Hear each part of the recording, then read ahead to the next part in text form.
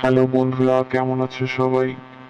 রান্না করার এই ঝুঁকি ঝামেলা আমরা সকলে নিজেদের ভালোবাসতে ভুলে গেছি।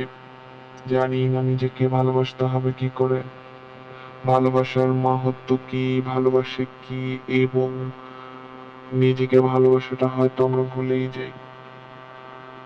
বিয়ের আগে বাবার বাড়ি, বিয়ের পর স্বামীর বাড়ি, বৃদ্ধ বয়সে ছেলের কাছে, সবকিছু মিলিয়ে ভালোবাসার কোনো বহিঃপ্রকাশ নেই। বাবা সন্তানকে ভালোবাসছে, সন্তান মাকে ভালোবাসছে, সবাই সবাইকে ভালোবাসছেই, কিন্তু একটা প্রিয় মানুষের ভালোবাসার গল্প আজকে কিন্তু আমরা রান্না করতে করতে সেরকমই কোনো একটা গল্প শুনবো। ধরো, একজন তোমার সাথে থাকতে চাইছে, শুধু থাকতেই চাইছে, আর কিছুই না। তুমি যেমন আছো সে তেমনি করেই তোমায় চাইছে, তোমার হাত ধরে থাকতে চাইছে।